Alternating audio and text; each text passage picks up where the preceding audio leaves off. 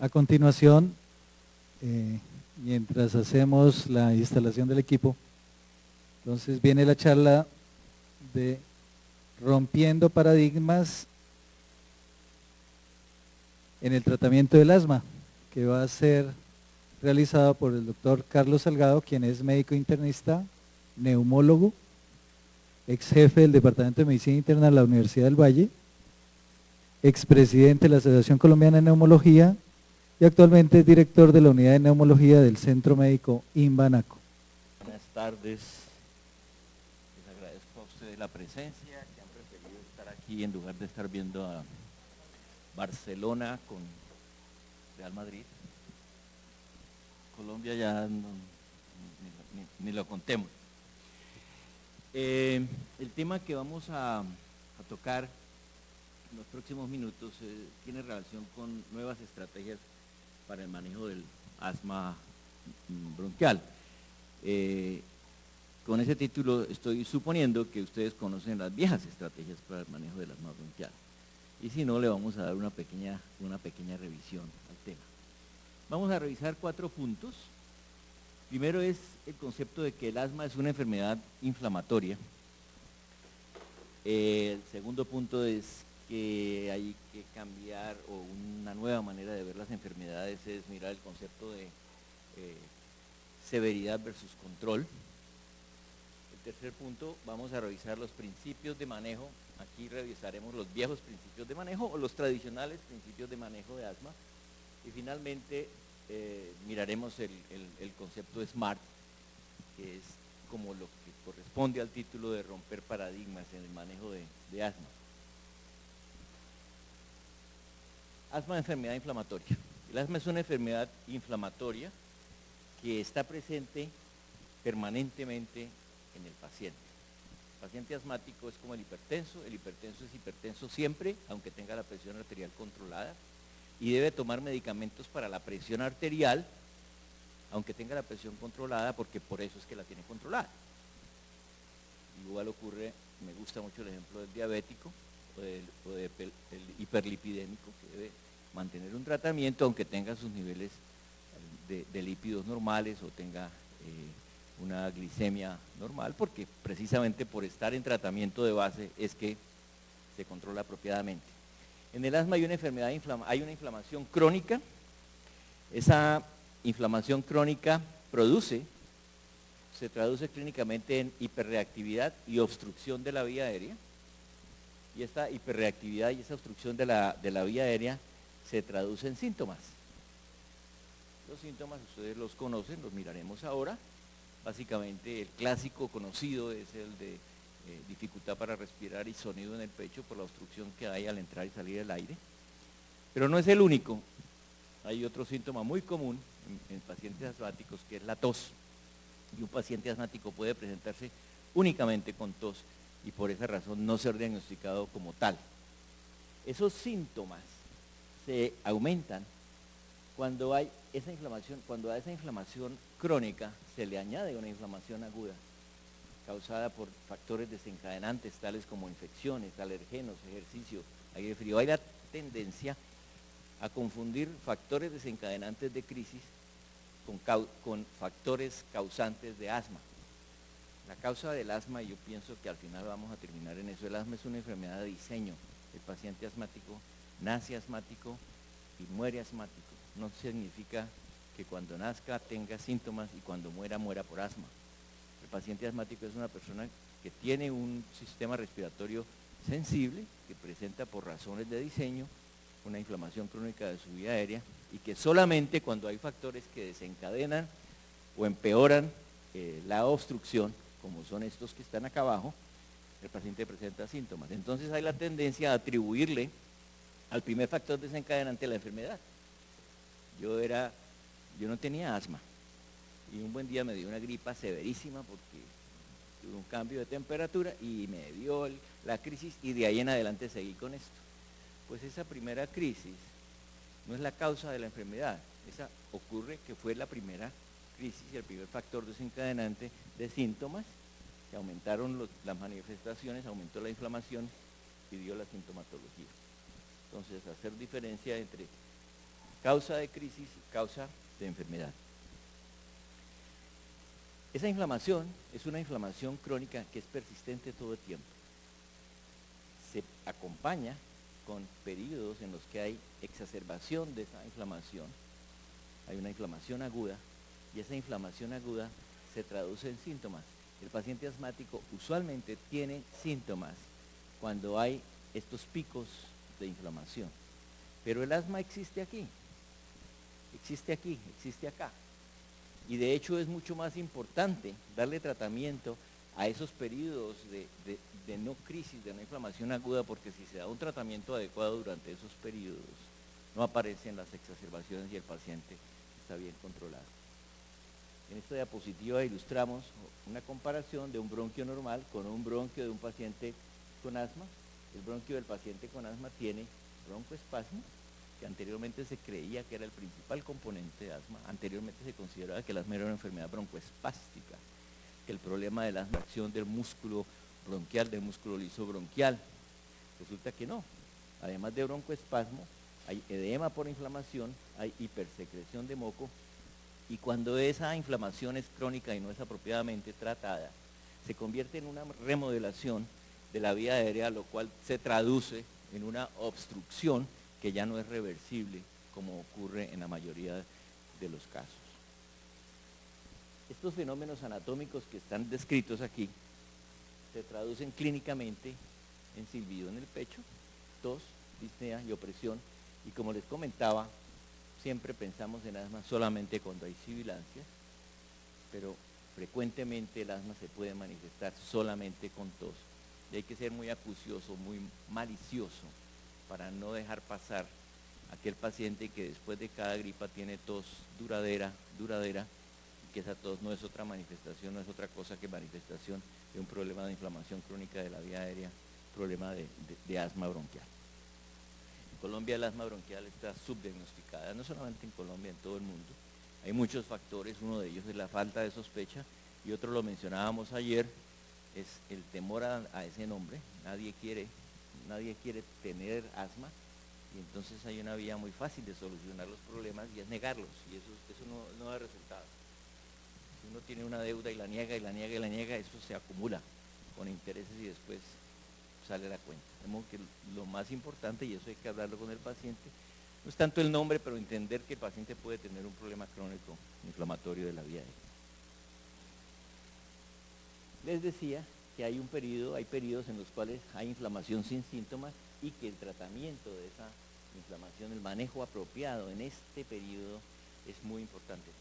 Se ha hecho estudios de pacientes en urgencias con crisis asmática y pacientes en cuidados intensivos hospitalizados por asma, y se ha visto que la gran mayoría, si no todos, son pacientes que no necesitan, si hubieran hecho el tratamiento, si hubieran entendido, o si su médico hubiera entendido que el manejo en los periodos de no crisis es muy importante, no habrían llegado a los niveles en que están. La mayoría de los pacientes que ustedes ven en los servicios de urgencia con asma en crisis es porque no están recibiendo el tratamiento apropiado, insuficiente, no formulado, o lo han abandonado simplemente porque pensaron que como ya no tenían síntomas, se fue la enfermedad, no necesitan medicamentos, y vuelve otra vez y ocurre el cuadro agudo. Hemos visto ya ese concepto de asma, enfermedad inflamatoria, espero que esté claro. El otro concepto que se aplica no solamente al asma, sino a todas las enfermedades crónicas, es la diferencia que debemos tener entre la severidad de una enfermedad y lo apropiado de su control. La severidad es la intensidad biológica inherente a la enfermedad, y el control es el grado al cual las manifestaciones se atenúan y las metas de la terapia se logran. Es preferible tener una hipertensión severa, que inicialmente fue severa y que está bien controlada, a tener una hipertensión moderada que está mal controlada, o aún leve que está mal controlada. Los problemas a largo plazo son peores cuando la enfermedad no se controla, que depende más de eso que de la severidad que tenían al comienzo, cuando se hizo el diagnóstico. Y esto se aplica también en asma bronquial. Anteriormente se clasificaba, o todavía se utiliza la severidad de acuerdo a la severidad de la obstrucción cuando el paciente tuvo su crisis inicial o no estaba en tratamiento, Pero de ahí en adelante el manejo debe guiarse por lo adecuado o inadecuado que esté el control del paciente, y eso debe guiar la terapia. Si graficamos eso, uno puede graficar severidad y control. Uno pretende que todo paciente con asma y con enfermedad crónica tenga un control óptimo, cualquiera que sea la severidad. Si es alta o baja, la meta siempre será tener un control adecuado. Desde luego la intensidad del tratamiento va a ser mayor, o va a requerir un tratamiento mayor cuando la severidad es alta que baja, pero de todas maneras la meta sigue siendo un control óptimo de la enfermedad. Segundo punto, ya revisado, concepto de severidad versus control. Y de hecho, hoy en día hay unas tablas que permiten, por datos clínicos, saber si el paciente que tengo con asma es un paciente que está apropiadamente controlado o no está apropiadamente controlado. Adelantando un poco, cuando uno tiene un paciente asmático que utiliza frecuentemente beta-2 agonistas de acción corta, a necesidad lo usa recurrentemente, ese es un paciente que está mal controlado. Lo ideal es que no utilice ese medicamento, no porque sea dañino, sino porque el uso frecuente indica que su tratamiento de base no es adecuado. El beta-2 agonista de acción corta necesidad, yo lo comparo a tener un galoncito de gasolina en el carro, y cada que usted se vare, pues le echa el galoncito de gasolina y se olvida, pues vuelve a vararse. Hay que arrimar y tanquear y tener el tanque apropiadamente, en niveles apropiados, lleno. Entonces, ¿los galoncitos de gasolina son malos? No, no son malos, pero indican, si se usan frecuentemente, que no se está haciendo lo correcto para mantener el paciente controlado. Miremos los principios de manejo, y aquí revisaremos lo que tradicionalmente se recomienda y lo que hoy en día recomiendan las guías GINA para el manejo de asma. Los principios de manejo son los siguientes. La meta de tratamiento es el control óptimo. Parece como... Bueno. ¿Desde cuándo no oyes bien?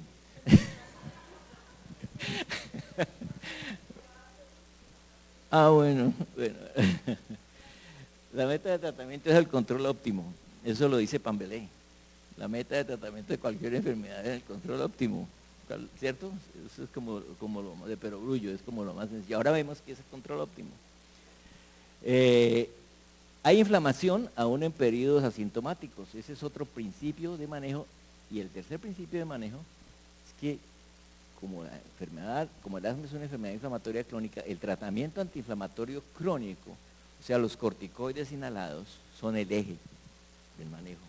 Ayer lo mostrábamos comparándolo con el manejo del paciente con EPOC. En el paciente con asma, el eje del tratamiento lo dan los corticoides inhalados. En eso hay mucha tela para cortar. La gente tiene temor a la palabra cortisona. Y cuando hablamos de corticoides, aquí estamos hablando de corticoides inhalados, que no tienen problemas realmente sistémicos significativos. Tienen que tener una característica los corticoides inhalados para ser inocuos. Uno, que tengan alta potencia local, y dos, que no tengan absorción, que no tengan actividad sistémica. Eso es lo ideal. Estos serían entonces los principios de manejo del paciente asmático. Ahora sí vemos lo que es control óptimo. El control óptimo, aquí hay una lista que es la propuesta por el GINA. Ahora les doy la dirección de GINA y les recomiendo, es un sitio para que ustedes se metan, es una organización mundial que tiene como finalidad pautar todo lo relacionado con diagnóstico y manejo de la enfermedad. Todos estos puntos se resumen en estar bien. No tener síntomas de día, no tener síntomas de noche, no tener ninguna limitación para la actividad normal, no necesitar medicamentos aliviadores, no necesitar beta-2 agonistas de acción corta, la necesidad, tener una función pulmonar normal y no tener exacerbaciones. Esto es alcanzable en la mayoría de los pacientes si uno recuerda y tiene presente ese concepto de que hay inflamación aún en los periodos en los que no hay síntomas. Esta es la dirección que les recomiendo, ginasma.org. Esto está auspiciado por la Organización Mundial de la Salud, Asociación Europea también, y es realmente pauta las guías y es como el sitio del cual se alimentan todas las guías que hay en diferentes países para el manejo de asma. Ahí encuentran diapositivas y está actualizándose, hay una actualización de comienzos de este año o de finales del año anterior. Continuando con principios de manejo, veíamos que en esta diapositiva, este concepto que lo mencionábamos de que la intensidad del tratamiento es mayor entre más severa sea la enfermedad al comienzo, pero que la meta debe ser el control óptimo. Para lograr eso, nosotros usamos el manejo escalonado. El manejo escalonado no es otra cosa que el uso gradual e incrementante de medicamentos de acuerdo a la respuesta que obtenemos con el paciente, al alcance que tengamos del control óptimo o no. La base del manejo es beta-2 agonistas de acción rápida a necesidad. Ahora miraremos las diferencias que hay entre decir que un beta-2 agonista sea de acción rápida o de acción corta. Acción rápida significa que actúa rápido, comienza a actuar rápido, y acción corta significa que ese efecto es de corta duración, 4 o 6 horas. Voy adelantando eso porque me parece importante cuando hablemos de la terapia SMART. Si un paciente necesita galoncitos de gasolina con una frecuencia superior a una vez cada 3-4 meses, ese paciente ya tiene un asma persistente. A ese paciente no hay que dejarlo solamente con un beta-2 agonista de acción corta a necesidad. A ese paciente hay que darle tratamiento de base. Y el tratamiento de base se le da con corticoides inhalados. Entonces el siguiente escalón son los corticoides inhalados a una dosis X. En azul está aquí modificadores de leucotrienos y teofilinas de larga acción, porque son la segunda recomendación para aquellos pacientes que ustedes no logran convencer de la importancia de los corticoides y aquellos que no son capaces de usar inhaladores en general. Pero la idea es usar corticoides inhalados.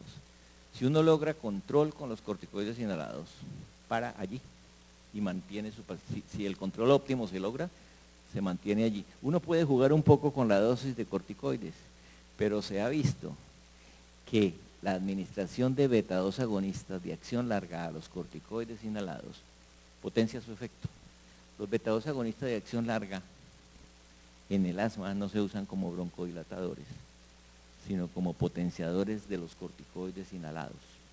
La gran mayoría de los pacientes se logran controlar y uno puede lograr control óptimo con esta combinación beta-2 agonista de acción larga más corticoides inhalados.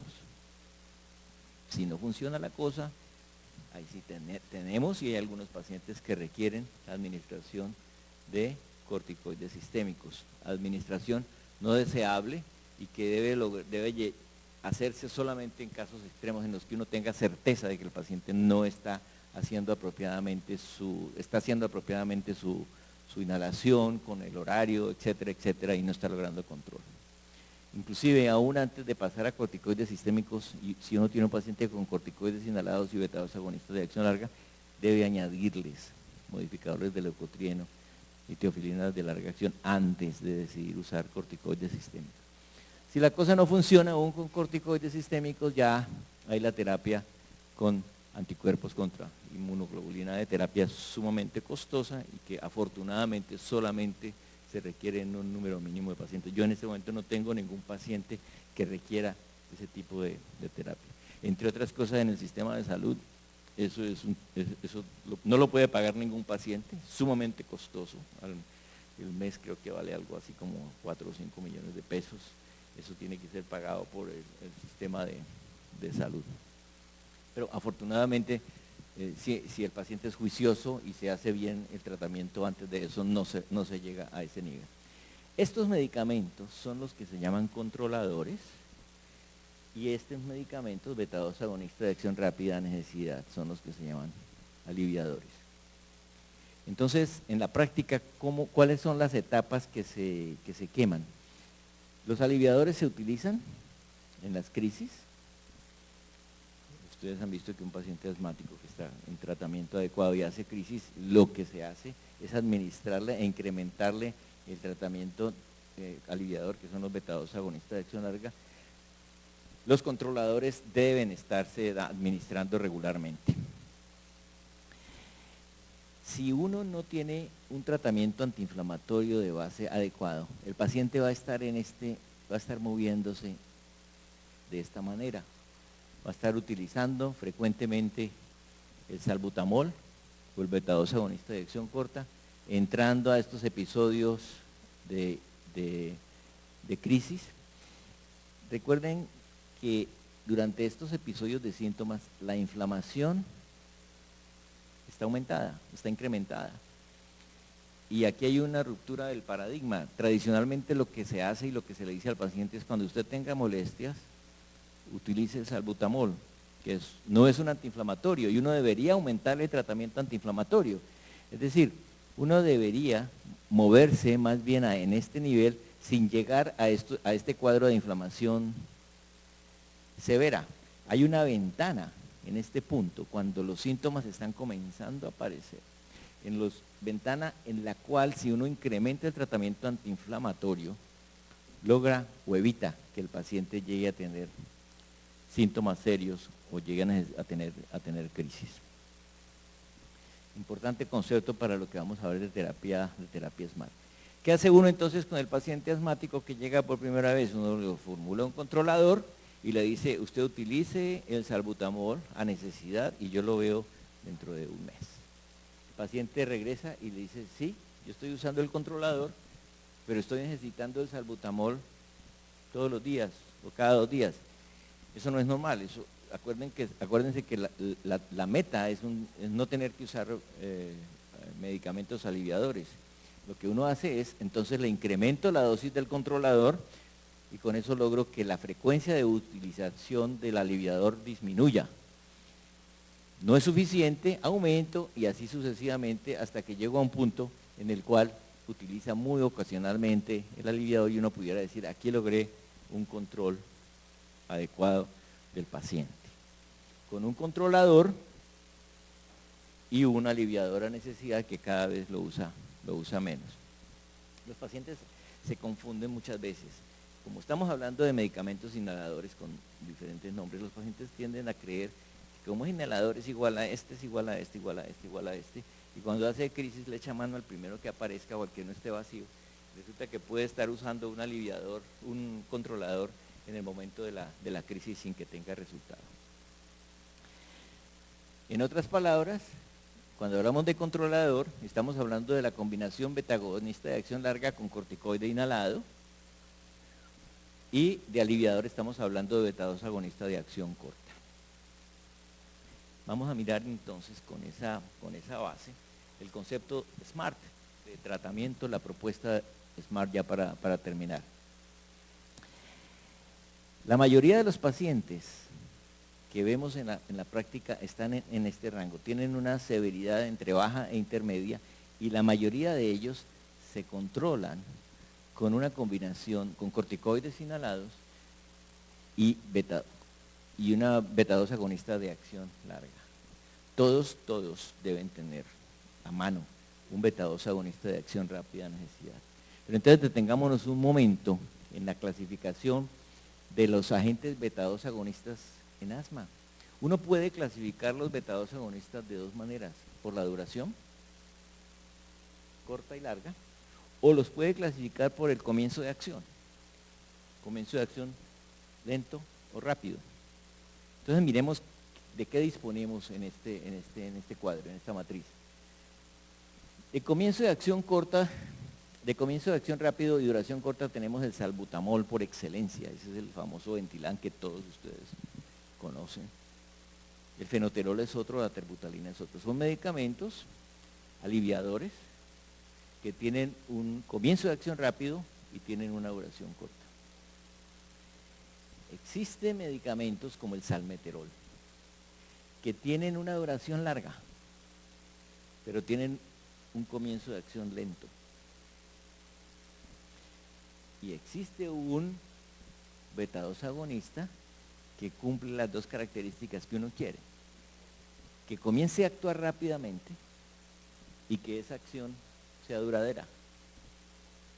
No hay, afortunadamente, yo no creo que a ningún laboratorio le haya dado por buscar un beta-2 agonista que comience tarde y dure poco tiempo. De pronto algún laboratorio nuestro decide aventurarse en ese. Entonces el medicamento, el hecho de que el formoterol sea un medicamento que comienza a actuar rápidamente y tiene un efecto largo, nos permite ponerlo dentro de los medicamentos que pudieran ser usados como rescate, como medicamento aliviador. Por eso había que hacer muy bien la diferencia en la primera etapa del manejo. Se trata de usar medicamentos no de acción corta, sino de comienzo de acción rápida. Esta es una diapositiva que simplemente ilustra lo que les he comentado. Cuando se utiliza salbutamol, que es un beta-2 agonista de comienzo de acción rápida, de acción corta, uno tiene un efecto rápido que se disminuye realmente rápidamente. Esto en 4 horas está. Y si uno lo compara con el Symbicort, que es el nombre comercial de la combinación formoterol con budesonida, el efecto es tan rápido y de mayor duración, lo cual significa que es una ventaja o no tiene nada que envidiarle pues al Ventolin como medicamento de rescate. Cuando uno habla de Symbicort y habla de la combinación, miren ustedes el valor agregado. Está utilizando corticoide también, además de usar el medicamento broncodilatador de rescate, está usando un corticoide. Eso tiene su lógica. Está tratando también la inflamación que ha aumentado. Entonces está dando tratamiento no solamente con un broncodilatador, sino que se está utilizando una terapia antiinflamatoria, con el ánimo, con la idea de que la próxima crisis o el próximo episodio agudo se demore más en aparecer o no aparezca. Esto era lo que veíamos, el tratamiento tradicional.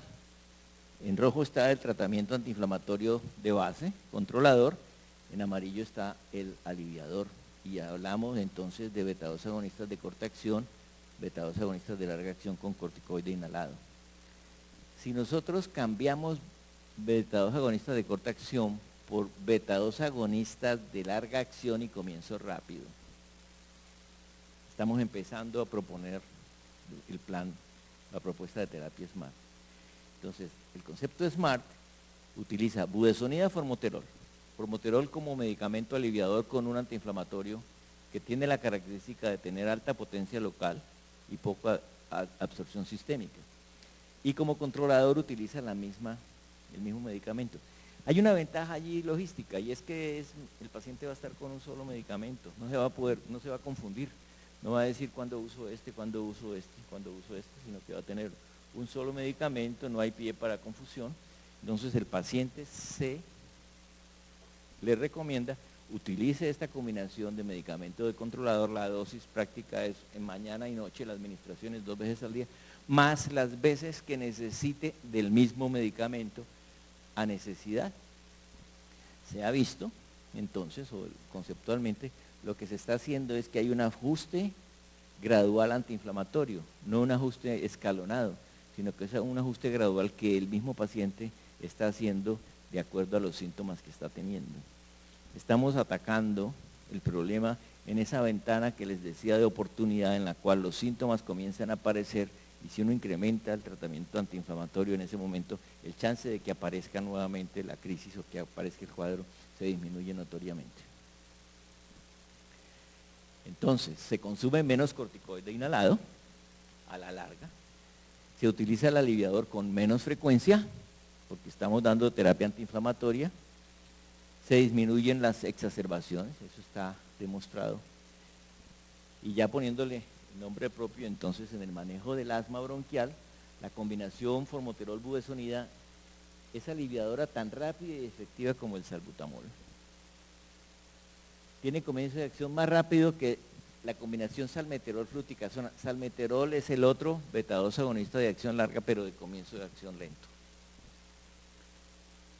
Symbicort, cuando hablamos de terapia SMART, tenemos que hablar de Symbicort porque es una marca registrada de quienes diseñaron esta propuesta. Inclusive, en Estados Unidos, en este momentico no hay Symbicort en polvo seco como lo hay aquí en Turbohaler.